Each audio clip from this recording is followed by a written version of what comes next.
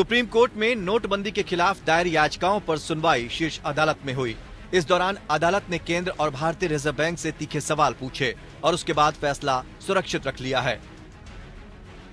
न्यायमूर्ति S.A. नजीर की अध्यक्षता वाली 5 न्यायाधीशों की संविधान पीठ ने कहा था, सुप्रीम कोर्ट में नोटबंदी के खिलाफ दायर याचिकाओं पर सुनवाई हुई।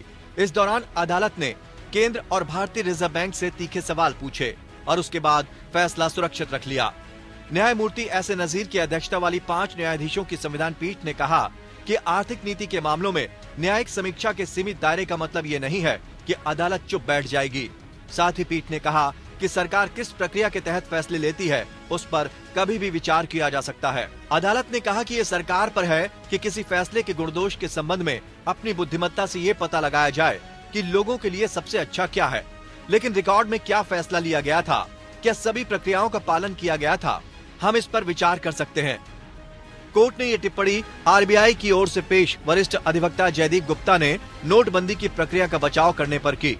गुप्ता ने कहा था कि नोटबंदी का निर्णय लेने की प्रक्रिया में कोई चूक नहीं हुई थी। साथ ही पीठ ने कहा कि अदालत द्वारा आर्थिक नीति के कानूनी अनुपालन की संवैधानिकता की पड़ताल की जा सकती है। कोर्ट ने केंद्र सरकार और भारतीय रिजर्व बैंक से संबंधित रिकॉर्ड पेश करने को भी कहा। Attorney general R. वेंकटरमणी ने कहा कि दस्तावेजों को सीलबंद लिफाफे में पेश किया जाएगा। सुनवाई के दौरान बेंच ने कहा कि वो सिर्फ इसलिए हाथ जोड़कर नहीं बैठेगी क्योंकि ये एक आर्थिक नीति का फैसला है, और कहा कि वो उस तरीके की जांच कर सकती है जिसमें फैसला लिया गया था। पीठ ने शुरू में ये विचार व्यक्त किया कि ये मुद्दा अकादमिक है, इस तथ्य पर विचार करते हुए कि निर्णय के 6 साल बीत चुके हैं और आश्चर्य हुआ कि क्या ये कार्रवाई को पूर्ववत कर सकता है। कुछ याचिकाकर्ताओं की ओर से सीनियर एडवोकेट श्याम दीवान, एडवोकेट प्रशांत भूषण ने भी दलीलें रखी। बेंच में कुछ लोगों द्वारा दायर की गई कुछ याचिकाएं थीं, जिनमें नोट बदलने की समय सीमा बढ़ाने की मांग की गई थी।